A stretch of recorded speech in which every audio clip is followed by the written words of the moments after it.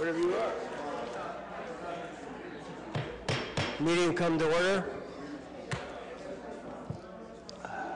Clerk will call the roll. Okay. Hello? Clerk will call the roll. Freeman. Fusco. Hope. Kamer. Keith. Kilby. Milkovich. Neal. Amovian. Sample. Sim. Somerville. Swirsky. Thank you, Clerk. Please stand for the Lord's Prayer. We will be led in prayer by Bishop John Lee of the Church of Jesus Christ of Latter-day Saints. Our Heavenly Father, we bow our heads in prayer at the beginning of this Akron City Council meeting.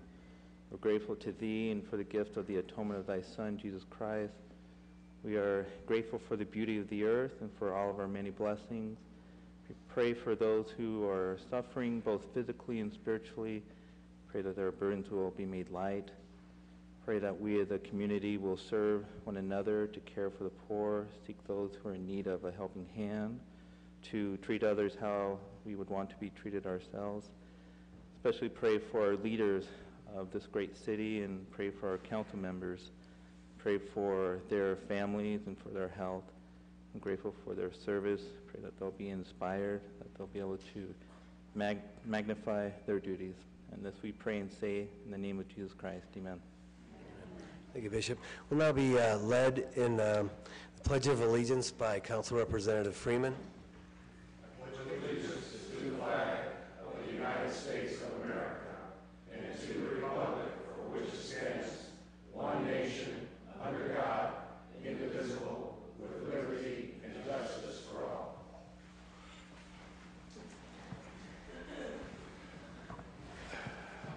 The clerk will read the minutes from the previous meeting. Minutes from the November 19th, 2018 meeting. Council convened in regular session at 7 p.m. with Vice President Fusco in the chair. All members were present except Somerville and Freeman, later excused. Minutes of the previous regular meeting were approved. Reading of petitions and communications. Passage of the consent agenda. Report of standing and special committees. Passage and referral of new ordinances and resolutions. Representation from various departments and divisions. Public speaking period. No further business on a motion by Hoke. Council adjourned at 8:17 p.m. to reconvene in regular session on November 26th or special call. Thank you. Any corrections or additions? All those in favor signify by saying aye. Aye. Nay? The ayes have it. Letters, petitions, and communications. One letter objecting to the 2018 street cleaning and street lighting assessment. File. Notice of a new D1 liquor permit to Akron Pizza Incorporated and doing business as Pizza Hut 316 at 396 East Market Street. Okay, one second. I'm sorry, one second. Attention Ward 1 Council Representative Swirsky. Income tax receipts through the end of October 2018. File. That's it. Okay, very good. Thank you. Consent agenda. Is there a motion to suspend the rules? All those in favor signify by saying aye. Aye. Ayes have it. Let me do a roll call final passage on that. Pardon? On the consent agenda. Roll call. Okay. Roll call and final passage on the consent agenda. Freeman, Fusco, Hope, Kamer, Keith, Kilby, Milkovich, Neal, Mobian, Samples, Sims, Somerville, Swirsky. Very good. Thank you. At this point, we'll go into committee reports, rules. Ms. Keith? Thank you, Mr. President. The committee would like time on this. Thank you. Budget and Finance, Mr. Freeman?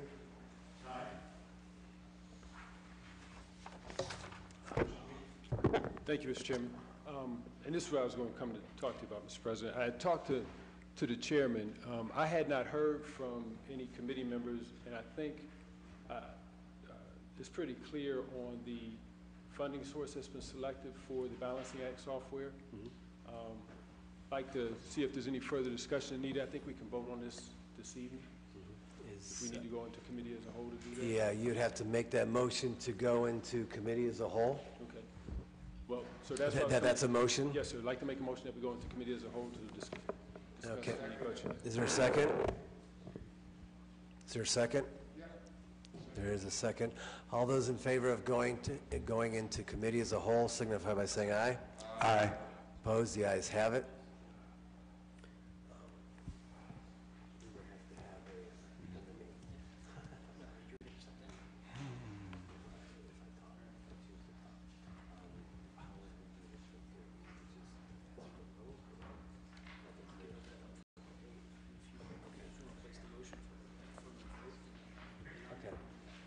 So,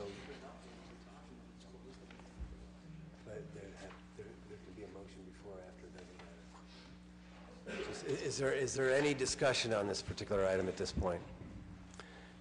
Mr. Neal? Yes, sir. And just listening to the questions that came up, again, we started this back January 2017, July 2017, working with this piece as far as Balancing Act. At that time, software we saw value, those who looked at it, but we didn't have it in the budget. So we were asked to bring it back in the budget beginning of the year. Came back to the beginning of the year. For whatever reason, it didn't find its way in the budget. So we brought it in the spring, again, so that we could utilize the 30-day free trial. We get a 30-day free trial with this, and it passed. Was working with our clerks, council president, and trying to get the 30-day free trial up, and found out that the holdup for the 30-day free trial was that we did not have, the council president didn't feel secure that we did not have a funding source for it at that time. So, if you remember, when we first looked at the My Neighborhood Our Akron grant fund, when we cut that money from $100,000 to $40,000, at that time, you know, I showed some concern that we were cutting the funds from $100,000 to $40,000.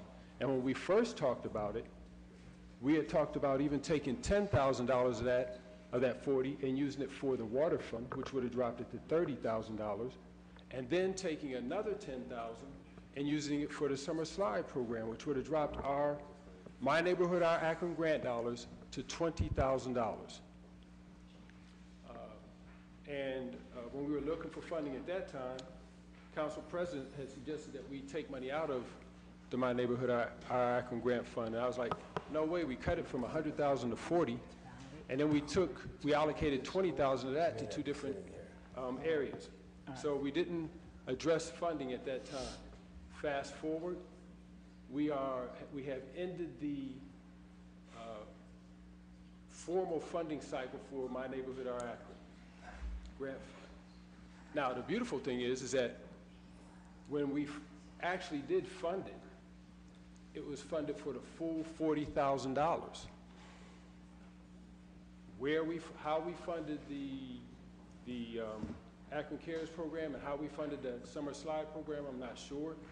But when the funding came through for the My Neighborhood Our Akron grant dollars, I know I specifically asked, is this full funding $40,000 for the grant program? And we were assured it was. So where we stand right now, the grant program has, formal grant program has ended. We may be somewhere around $15,000 to $16,000 that's been utilized. I'm not sure how much is left out there, but that leaves about $24,000 left within the grant program. Every year, and I think this is the reason why some came in and asked to cut the grant dollars from $100,000 to $40,000, that money rolls back over into the general fund.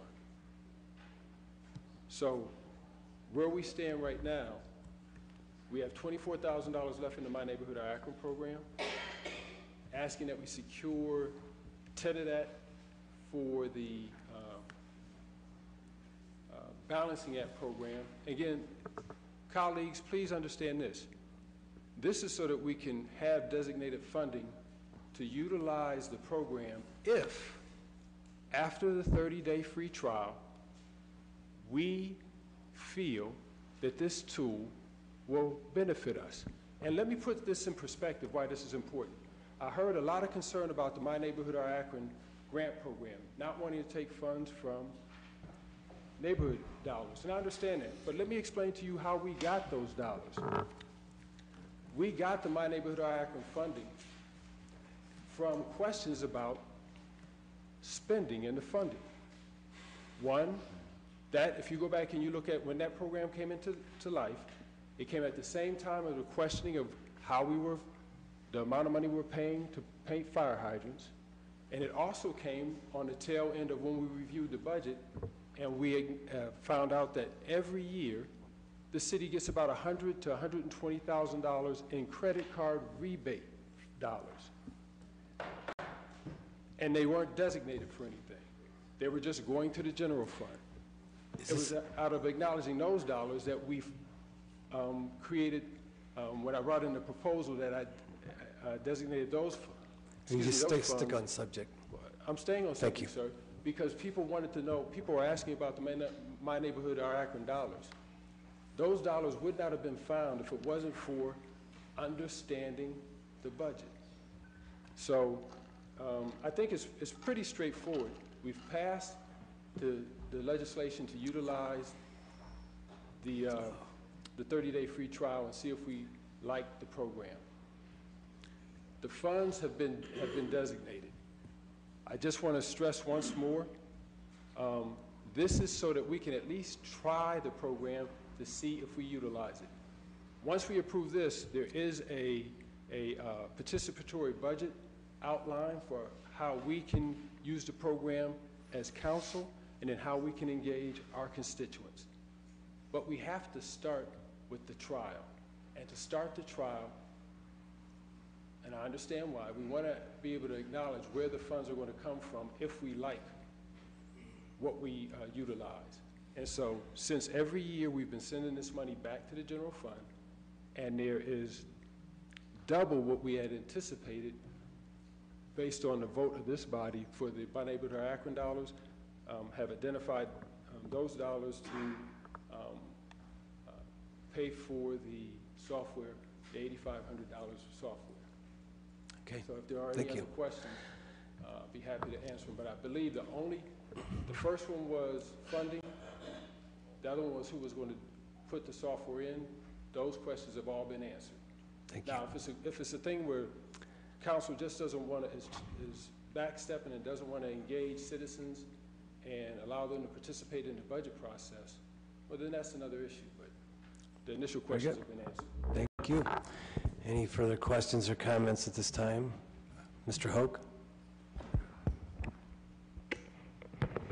Thank you, Mr. President. A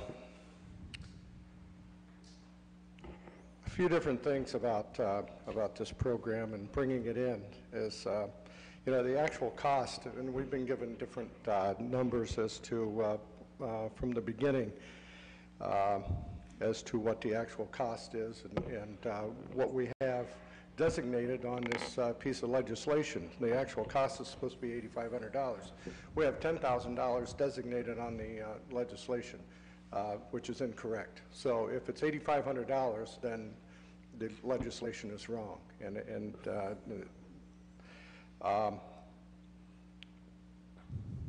The renewal, I'm not, every year is it $8,500 or is it, I'm not clear on that. And after, if we go through a 30-day trial period, and who approves the continuance after the 30 days? Where does that come in? Who's it going to be that is going to be the designated person or persons to agree to continue the program after 30 days? Now, last week I asked how many cities are using this. And I was told by Councilman Neal, I'll get you that information by tonight's meeting. And I think he meant last week's meeting because I didn't get it last week, and I haven't gotten it this week yet either. I don't know how many cities are actually using this and dealing with it. So I think that, there's still question marks. I think there's still things that need to be answered. I also stated that I think we're stepping outside of our boundaries. If everybody would, look at Section 54, Powers and Duties of the Mayor. Number 2, the powers and duties of the mayor are to prepare and submit to the council the annual budget. It doesn't say that he has to ask us about the budget. He isn't looking for any input from council. The mayor and his administration put together the budget and then bring it to council for our approval. So we do not put anything into preparing for the budget. And I think that, like I said, there's too many question marks on this program, on this piece of legislation. I think there's incorrect numbers on it, and I think we're overstepping our boundaries. Thank you. Thank you, Mr. Hoke. Anyone else wishing to make any comments in reference to this proposal that's on? Ms. Keith? Thank you, Mr. President. I believe an ordinance similar to this was brought in to us a couple weeks ago, and it was turned down. I would like to know what's different about this ordinance in comparison to the one that we turned down a few weeks ago. Okay. Thank you very much. Mr. Neal? Thank you, Mr. Chairman. And when it was turned down, I asked for the reason that it was turned down. At the time it was turned down, the Budget Committee stated it was because it was unclear who was going to enter the information. That was the reason that it was turned down. Since then, last meeting I stated that I would be responsible for entering the information along with citizens that have shown interest. And if you all looked at the information that's been sent to you several times, the company itself, and as was documented in the article by Mr. Livingston, the company will enter in all the information for us. Now, to my colleague, Mr. Hoke, for clarification, we just passed legislation today for IBH, almost $400,000. That's so that they don't always use all of that. That's so that it can be expensed. We do that a lot of times with legislation that comes through, especially in the service department, so they don't have to come back to us if it runs over. At the time, since we started this in July of 2017, I wasn't sure if the $8,500 would still be the price. So that's why I put in a request for the $10,000. We're not going to spend $10,000 if it doesn't cost us $10,000. That is a normal practice where we sometimes put in a buffer. And if it's not expense, we don't spend it just because that's what we budgeted. So that's there. And as far as the number of cities, again, that was in the document email that I sent out. But again, it was documented by Mr. Livingston in his report. 70+ cities utilize this software. And again, folks, this is so that we can try it and see if we like it. We're bringing in technology for every department within the city so that they can do their job best. Do you know that part of our responsibility as council, and Mr. Hoke, I'm sorry I have to correct you, we don't, the mayor does set a budget and bring it in, but as council, we approve the budget. We look over the budget. We have the authority to put things in that we think need to be addressed. Now, the mayor also has authority to veto that if he doesn't think that it needs to be done. But as council, just like Congress, just like our state legislators, how they set the budgets and oversee the budgets of the president or the governor, that's what we do with the mayor. We work in conjunction. Okay? Very good. But we need to have an understanding of the budget, and this tool gives us that. I mean, Thank you. So to answer the questions, the 10,000, we always put a buffer in, just like we did with IBH. The number of cities, 70+ cities. And it's within, as a legislative body, that's the reason why every department within the city comes to us to approve the budget, so that we can make sure, because we need to work with the administration to make sure that we are growing our reserves, that's part of our responsibility, and that we're meeting our 5-year projections, which we don't have any as council, so that we can keep the cities on a balanced budget. But this tool would give us that opportunity so that we can see if we take money from one aspect, be it safety forces, how it impacts the other areas of the department. So. Thank you. Any other questions or comments at this time? Mr. Swirsky? I want to start by just reminding my colleagues that the budget is online, that there's an open checkbook online, that we have televised public hearings. So if an appeal to transparency or a citizen engagement gets you, keep in mind that a lot of that is already happening.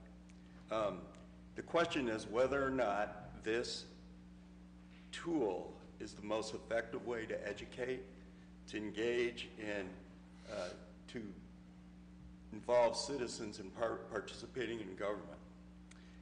Whether we have checked all available options, whether we've looked into other possibilities for accomplishing those goals that I share with Mr. Neal. I haven't seen any comparison. I haven't seen any investigation into other softwares, other programs. It leaves, in my mind, a lot of doubt. So I called the city of Hudson to see, because that was the only one in Ohio that, at least that we had heard about, and they have in fact decided to drop their program because no one was using it. So it wasn't really an effective way of involving citizens, and that's why they decided not to use it. I also spoke with the person, their chief innovation officer, about the possibility of having someone who's not really trained in this. Could a council person, anyone just come in and provide the data and bring this up to speed for us?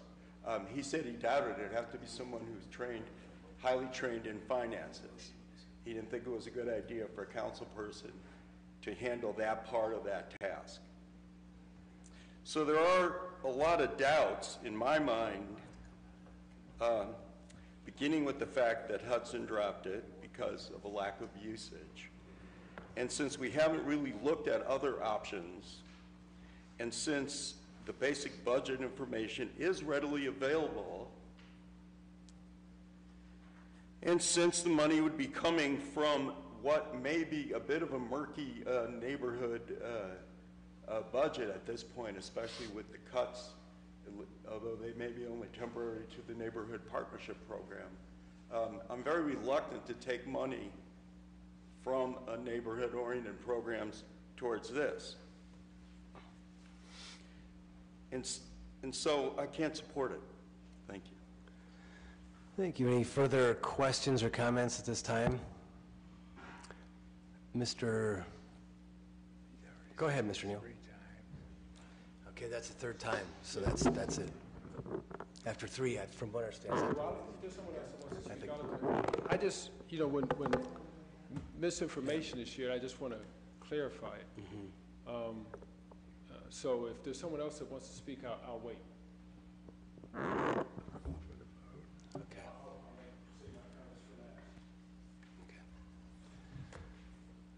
Ms. Mobian? I guess my point is simply, what can we lose by trying it out free of charge for 30 days? I mean, what do we lose by doing that? We're not spending any money, 30-day trial period. The same people that will approve it will be the same people that will vote to either continue it or discontinue it. So, I mean, that's just a no-brainer. But what do we lose by trying it for 30 days? Thank you. Further questions or comments at this time? Mr. Kilby. Thank you, Mr. Chairman. to extend what Councilwoman Amobian just said. I think the people of the city may carry that to the next step and say, not only what do we have to lose, but what are we trying to hide from them? And I read the newspaper article, and the newspaper said that the administration said the people have not come up and said, we want this. Well, we represent the people. We're elected to represent the people. And it's, you know, we have a representative democracy, and we're all duly elected to represent the people of the city. And I personally would like it for my own use, because I can't necessarily follow these budget things that the finance department puts together. I'd like to be able to use this tool for my own use, to be a better council person. And like, I just wonder, like, why doesn't the administration want this? Why? It seems like all the answers have been, all the questions have been answered. It's not going to cost any money. You're not going to have any more staff in the finance department. So let's give it a shot. Thank you. Thank you for your comments. Any further comments? Mr. Freeman? Just, not so much a comment, but one thing was brought up a couple different times. And I know in the absence of Ms. Somerville, this is, originally we started out as this being a budget, finance department project. Now we're talking about being a council project. Ms. Somerville is not here, so I can't ask her. But who would be the, you know, who would say, yeah, let's proceed with this, you know, if we did do the 30-day trial? And I guess that's the question I have, because I believe it was on. And Ms. Somerville is not here this evening, so I can't ask her, you know, are you in favor of this project? Is this something, as council president, you'd like to see us take on? Although I realize we all have a vote in that. Thanks. I believe it was stated on the record, I believe, so we would have to check that, but that President Somerville did say that we did not have, you know, working with staff, that we didn't have staff that could implement the program itself and from there. So at this point, I'd like to ask Mr. Milkovich to please take the chair.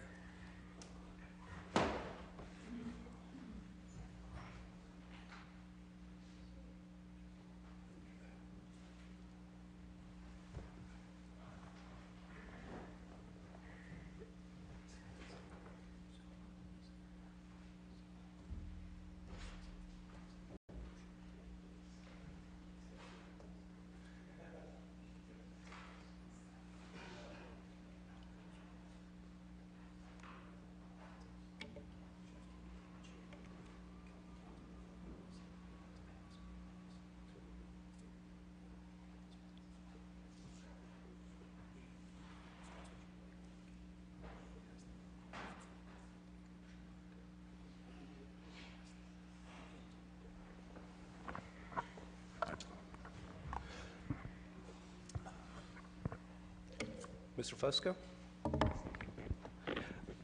I don't want folks to put words out there saying that, you know, we're against transparency or anything whatsoever like that. Our budgets, everything, as we've said time and time again, is online, is available, and is out there. On April 2nd, this council approved authorizing the purchasing agent to buy this software. That was on April 2nd. On October 29th, council voted this down. And now on November 26th, asking us to vote again, basically on the same piece we voted on a month ago. It's the same thing. In the first piece, it was stated in the first piece of legislation that, in essence, this was a sole source provider. It is not. We have companies out there, I had the names of 2 separate companies out there that provide, in essence, the same type of software that makes, basically emulates very similar to what we're talking about here. There's 2 other companies. That piece of legislation said that that was the sole source. The administration has said they don't have the personnel, they did not budget for this. They're just not in a position to be able to do this. The question, though, is that who is going to monitor this? Who is going to be, whenever there's an engagement with the public, who is going to respond to that? I don't believe it should be I don't believe it should be a legislator. It should be an administrator. That's who should be doing this. We had heard that the administration, we are going toward, from what I believe is in some very positive steps to include the community in our discussions about budget. Whenever you look at just this year, there's 2 new programs that are rolled out with budgetary decisions are going to be made with the input of the public. This is the Parks Challenge, Great Streets Initiative. These types of things are people are going to be able to provide input on how these monies, how tax monies and others are going to be spent, exactly how they're going to be spent. I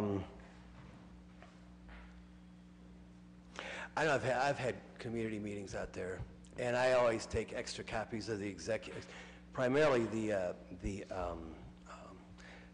capital budget is what I take, an executive summary of that, and try to share it with folks and get some of their input at the community meetings. And I've been at other ward meetings, whereas there has been discussion about the capital budget primarily, as well as others. Again, I believe that, we have talked about this time and time again. We have voted on it about a month ago. I don't see the reason and logic why we should continuously come through and talk about this continuously. Based on all of that, I'm going to make a motion for an adverse report. The chair recognizes Mr. Neal, please. Excuse me. First, you got a motion on the floor for an adverse report. Mr. O'Neill? Yeah, Mr. Please? If I may point of privilege, please, because before Mr. Fusco came out of the chair, I told him I would like to, he had acknowledged that I spoke twice and that I only had one more time to speak. You spoke 3 times. This is number 4. Well, no, he said I had one more time to speak, and so I told him I would sit down and wait. Whatever, but he made a motion, okay? I would assume that stops everything and you work. You know what? We've gone through this before. Let's not repeat this. Mr. Fusco knew that that's why I retracted when I stood up. I said, well, I will wait to speak last so that I can answer questions, because comments are being made and it seems like I'm the only one who can answer the questions. So, and if misinformation is being shared, it needs to be corrected. He's the chair.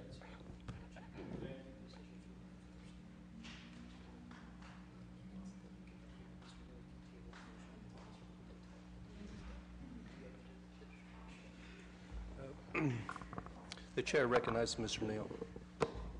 Thank you, Mr. Chairman. Just, again, some points of clarification.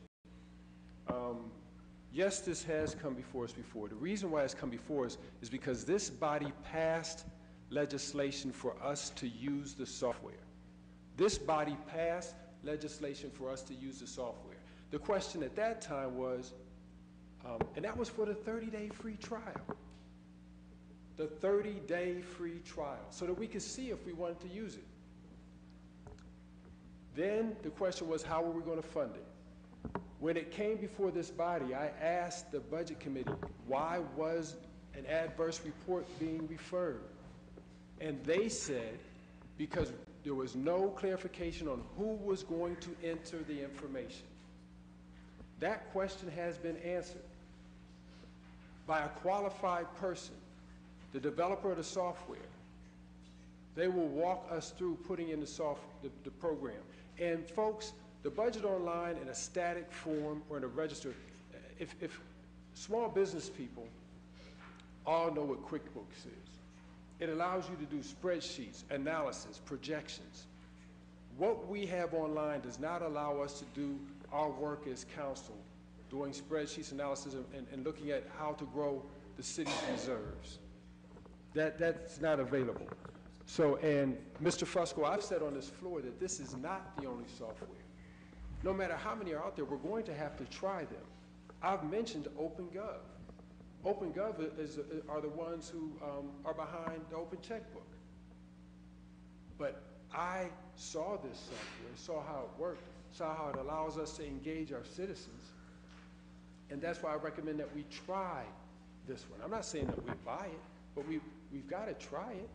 It's 30 days, it's free, no charge. And then if we find out that it does not allow us, as Mr. Kilby said, to have a better understanding of our own budget and how we can communicate with one another to understand our city's budget and do our projections, it also allows us to engage our citizens. The other things you talked about, those are special programs, but they're not dealing with the actual budget. I mean, shoot, we've got a thing where we have an opportunity to do a better job at what we do. This is just one tool that we can look at. Is it the best tool? I don't know until we take advantage of the 30-day free trial. Thank you, Mr. Chairman. Thank you, Councilman Neal. At this time, is there any other council members would like to have any input, or the chair recognizes Mrs. Sims. Thank you, Mr. Chair. I kind of hated wanting to get up because I know it take a lot for you to hear me. I really thought the only question before us was how we're going to pay for it, not necessarily revisiting how we got here, because this body approved that we take advantage of this software. So did the question change, I guess, is my other question. When I first came on council, I used to get both the 2015-16 budget and try to put it together, figure it all out. I can't say that Ms. Diane wasn't helpful to me, because she was. But every year I do the same thing. I think for the first time, the thing that seemed most intriguing to me was the opportunity to see our budget not so static, but to see its movement and its moving parts. I think at the end of the day, it's been our practice. I think even all the innovative stuff we've done in the city, from bike lanes to whatever, pop-ups everywhere, to test something, to see if it works. If it doesn't work, we back away from it. I can't see why we wouldn't do the same thing. We talk about something so important as the city's budget. And so my question is, why are we doing that? And secondly, why are we having a discussion about what we already passed? Is the issue on the table? How are we going to pay for the software? Is that the only issue we're voting on today? Is that the issue? Okay, thank you. Chair recognizes Councilman Swirsky, please. I'd like to second Mr. Fusco's motion. At this time, I'd like to recognize any other distinguished council members who have any input to put in the subject matter. We have a motion from Vice President Fusco for the adverse report. At this time, Mr. Keith. Okay. You can double check me right there. Roll call on the adverse report. Freeman. Yes. Fusco. Yes.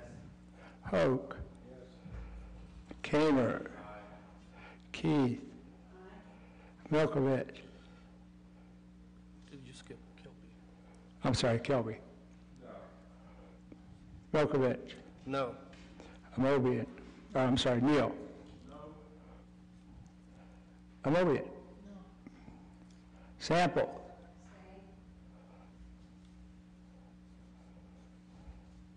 Sims? No. Okay. Somerville is not here. Swirsky? Yes. Okay. We got one. Six yeses, 5 noes, 1 abstention. At this time, I'd like to bring Vice President Fusco back up.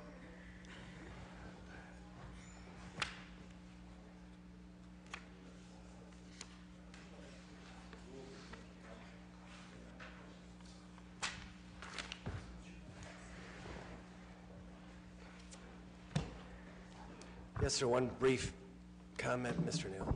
Not a comment, sir, just a question. Since we did pass the initial legislation for the free trial, just want to make sure I understand. Is the question from this body regarding the funding source? Because that's what the legislation was.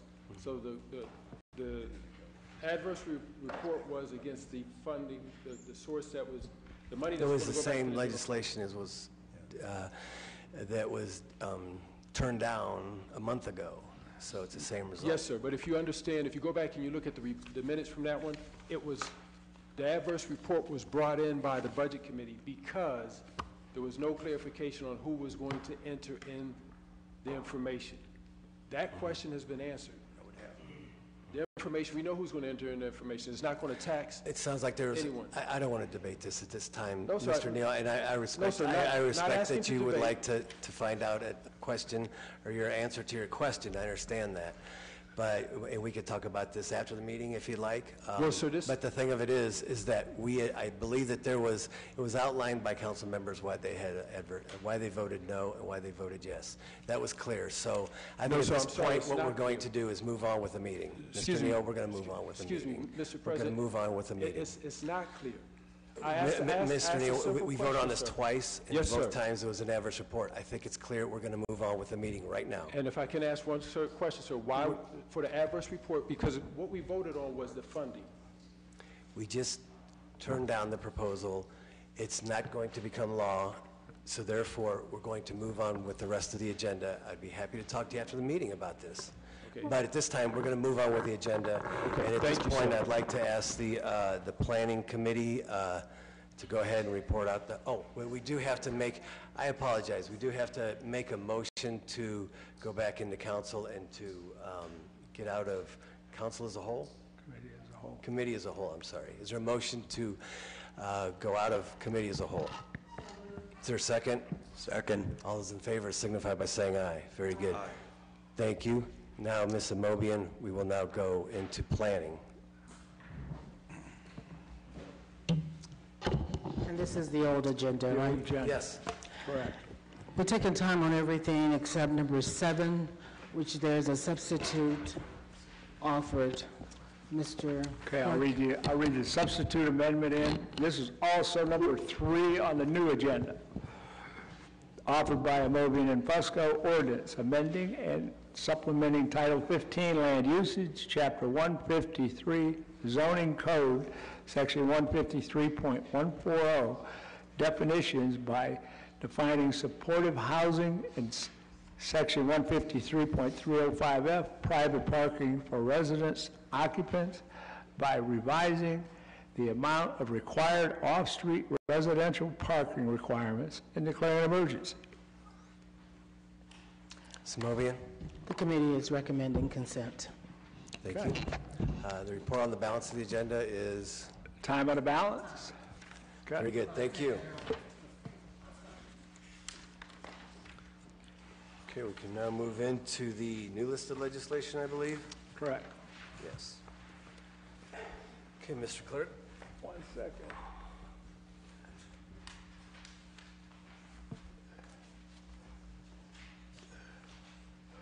Item number 1, offered by Amobian, ordinance authorizing the execution of a development agreement with Mayflower Manor Apartments Ohio LP and Mayflower Manor Apartments LLC, providing for the acquisition, sale, and redevelopment of property in the downtown redevelopment plan area, finding such property is not needed for any public use, and related findings, and declaring emergency.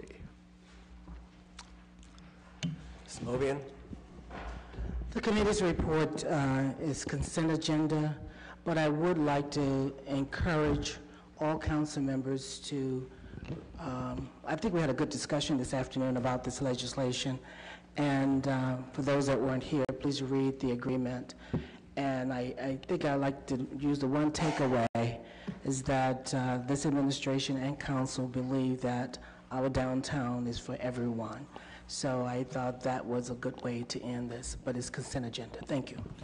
Thank you. Item number 2.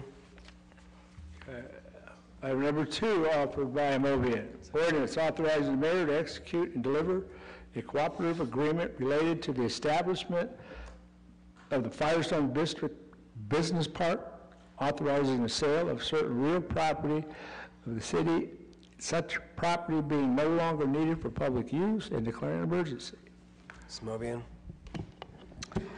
The committee's committee's report is favorable, and we're asking for suspension of the rules.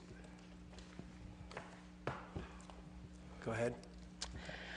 This is a wonderful opportunity for economic development in the Firestone Park area, and there are a number of partners who are agreeing to share space, build a facility that could possibly attract individuals that are interested in starting businesses or going into a facility. There's the one group, I had the name of it in front of me, the one that's going to do the construction. What's the name? Pleasant Valley. Thank you, Mr. Sam DeShazier. Pleasant Valley is going to build a facility that could be used as a spec facility where businesses can come and engage in industrial opportunities. So with that, we're asking for suspension of the rules and a favorable report.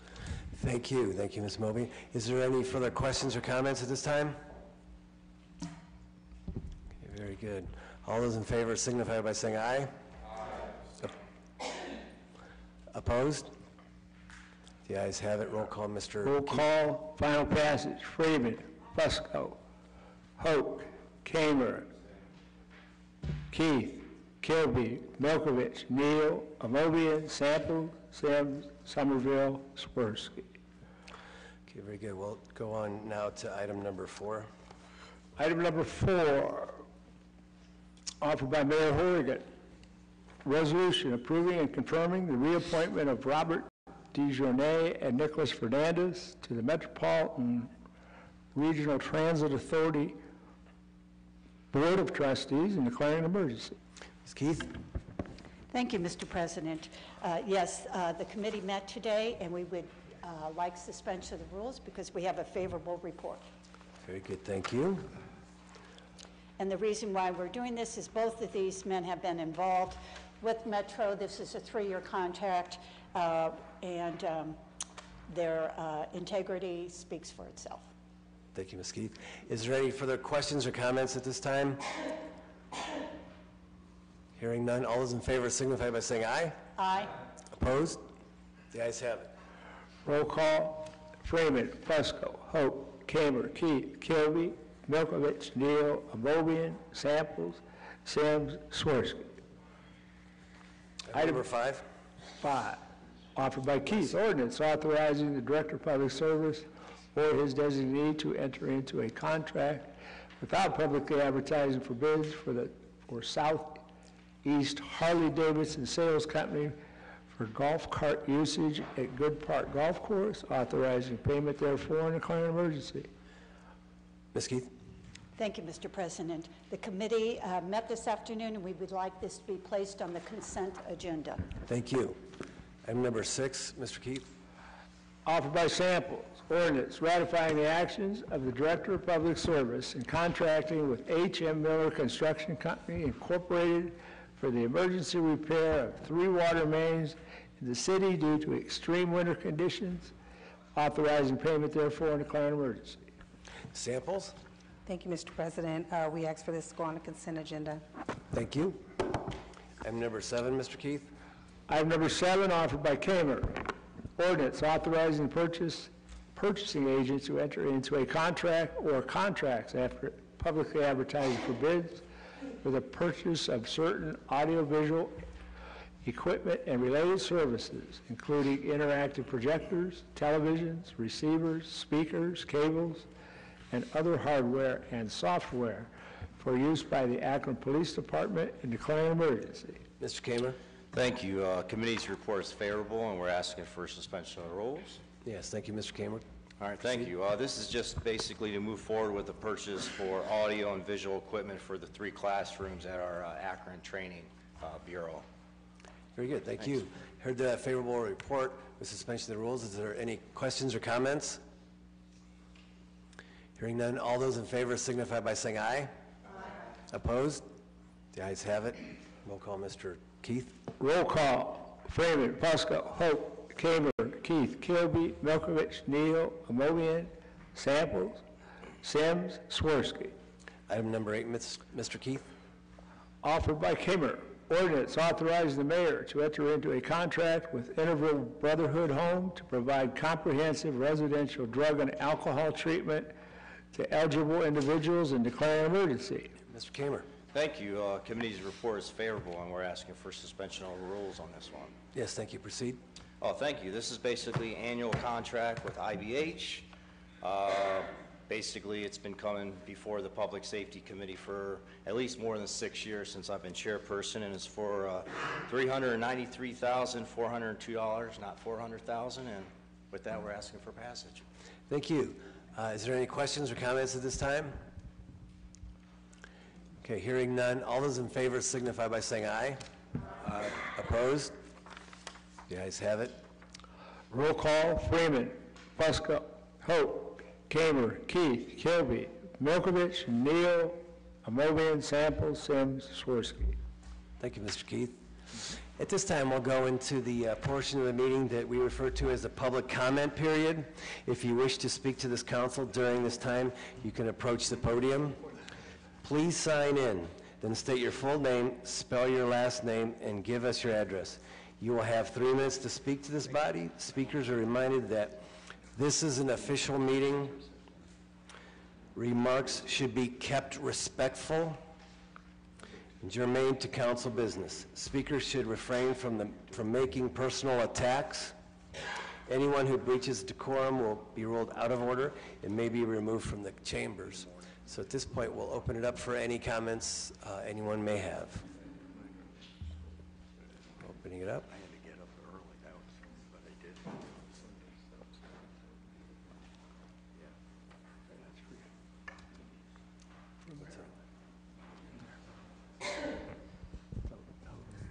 Oh, it's...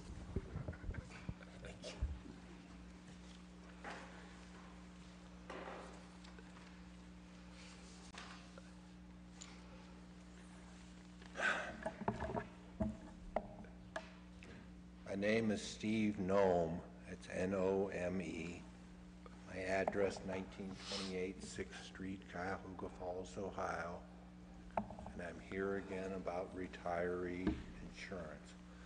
Last Tuesday, the Beacon Journal had an article about robocall scams. I know I receive robocalls and other scam calls daily. I know people, especially older people, who have been scammed or nearly scammed by calls about chronic pain, back braces, credit cards, computer problems, relatives arrested needing bail, and a variety of other things. Now, these scams cost its victims millions of dollars, result in identity theft, loss of savings, and the devastating effects can be very difficult to remedy.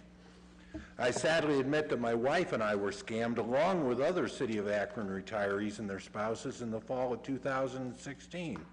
We were told that the city could not afford to provide no-cost medical insurance to retirees and their spouses and felt that retirees should be paying the same amount as active employees. Like many scams, there seemed to be a logical basis for going along with this plan. And also, like many scams, the horrible effects of the scam did not show up until the plan was implemented and its true intent was revealed. Now, persistent attempts to get relief by asking the scammers' accomplices, in this case being counsel, to intercede have been unsuccessful because counsel gets the legal advice from the same attorneys as the scammers from administration. Now, attempts to use the legal system to resolve the problem have proven to be fruitless so far. The scammers' legal representatives are adept at using the court to delay justice from being served. While 2018 was a year with relatively insignificant health problems from myself and my wife, our health costs were greater in 1 year than in the first 8 years of my retirement. And during the first 8 years, I had some very serious health problems. So, in fact, with the allegedly affordable health care coverage available, our health care costs in 2019, even if we have another healthy year, will exceed the entire amount that my wife and I paid for health care since I started working for the city in 1977. This is incredible. And there has to be a solution, and administration doesn't seem interested. You guys are at least polite. I really wish somebody would investigate this and look and find a solution, some middle ground that we can live with, that won't bankrupt me and it won't bankrupt you. I think there's an answer here, but somebody's got to be willing to look for it. Besides, well, that's all. Thank you, Mr. Neal. Thanks a lot. Thank you. Anyone else here wishing to speak before council during the public comment period? Anyone else?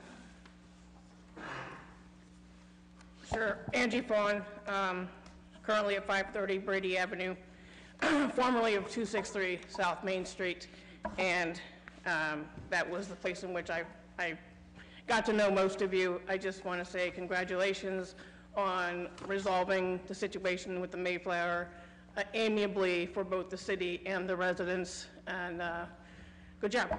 Thank you. Thank you. Anyone else here wishing to speak during the public comment period? Anyone else? Anyone else? Okay, thank you all. Thank you. At this time, we'll go to the committee meetings. Ready? Yep. Rules? Budget and Finance? Planning? Public Service? Public Utilities? Public Utilities? Public Safety? Parks and Recreation? Housing? Health and Social Service? Economic Development? 245. Okay, 245. Green Committee, Mr. Swirsky? 1 o'clock. Very good. Anything else to come before the council? Yes, Ms. Sims, and then Mr. Neal. Mr. Chairman, I know I talked really low, but I did request a point of order, so I didn't want to rehash, but I just want to be clear on why the legislation was sent back. So if you can't answer the question because we closed it out, I just want to make a statement. In October and November, I was under the impression that the issue before us was how we were going to fund the Balance Act. Today, in April, we passed a legislation saying we're going to do this. Tonight, I heard you say that it is now going away. When we say it is going away, are we saying that we need to start at finding another funding source? Are we saying that the legislation is going away? The reason I ask, because I think that would be a poor precedent to set as a body who decide that we're going to pass what is now law because we passed it in April, and now we're saying it's going back because we decided we don't want to fund it with this source and we don't want to fund it with this source. So since I don't have a real clarification of why it went back, I'm left with that, but I hope that's not what we did. I would hope that this legislation is still somewhere alive and we're still looking for a funding source. If that's true, I'd like to know that. If it's not true, I'd like to know that too. Very good. Thank you, Mr. Chairman. Yes, Mr. Neal. I want to thank my colleague, Ms. Sims, for asking for clarification. And the point why this legislation came back, because when it was given an adverse report the first time, I stood and I requested clarification. Why the adverse report? Because as my colleague stated, we've passed this legislation to engage our citizens in the budgetary process, but more importantly, to give us as council a tool to communicate with each other. so that we could better understand how to balance and work our budget. So I come before this body collectively now, since it's not just the Budget Committee. We passed the legislation to try, and I want to stress this again, to try the 30-day free trial. No matter what program we use, we're going to have to try it. So, now the money from my neighborhood or Akron that's not expensed is going back to the general fund like it has every year. I will go to, since that's what was on the table, how we were going to fund it. I asked this body again collectively, since we passed the legislation to use the software to try it, why was that funding source denied? So, Mr. Chair, I will bring in another piece. Since we passed the legislation to utilize the software, I will bring in another piece asking that we fund it from one or two sources. Because I don't want to wait till the new budget cycle, because that's what we were supposed to do last year, and it didn't take place.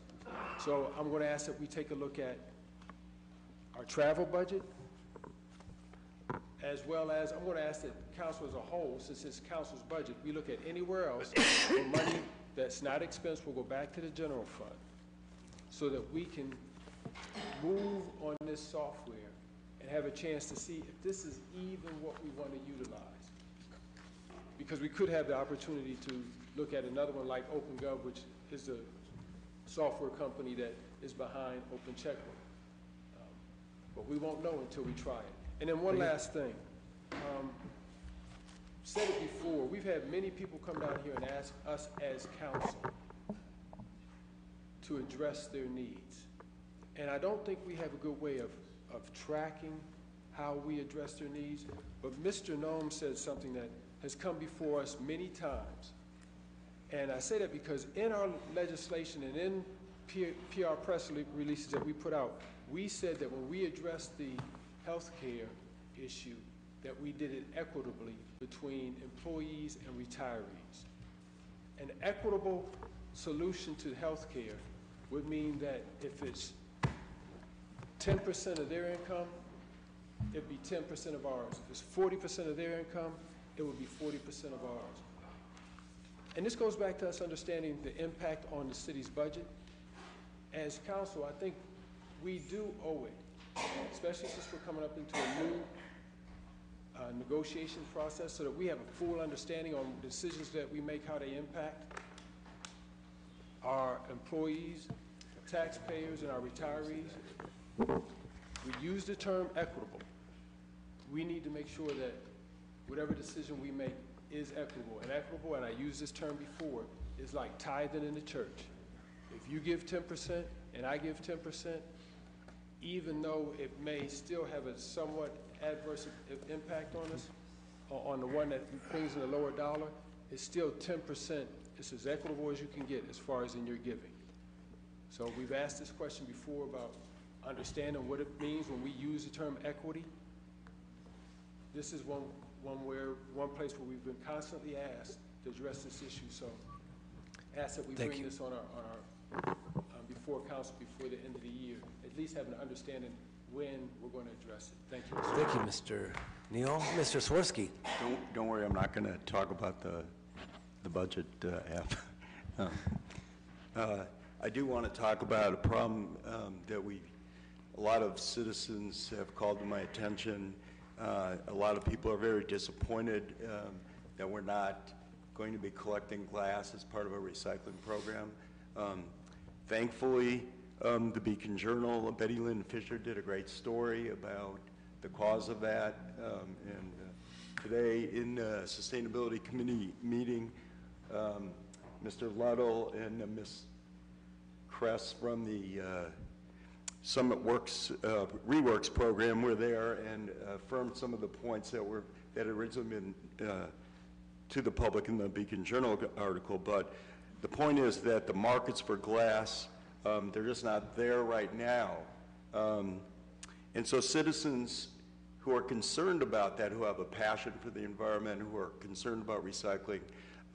There are things, though, that they can do, and a lot of us ideas came out of the meeting today, buying more recyclable products, staying away from using plastic bags. I know Mr. Kilby has brought that up a lot, making sure that their families are following the guidelines that the city does distribute. But it also came out that the city will be working with ReWorks to provide more education to our citizens to find alternative ways to dealing with their glass and with other recycling needs. So, thank you. Thank you. Is there a motion to excuse President Somerville? Okay, very good. Anything else to come before this committee, before council? Motion to adjourn second. All those in favor signify by saying aye. Opposed? The ayes have it. Thank you. This concludes the live broadcast of Akron City Council. Jeff Fusco, Vice President of Council, present.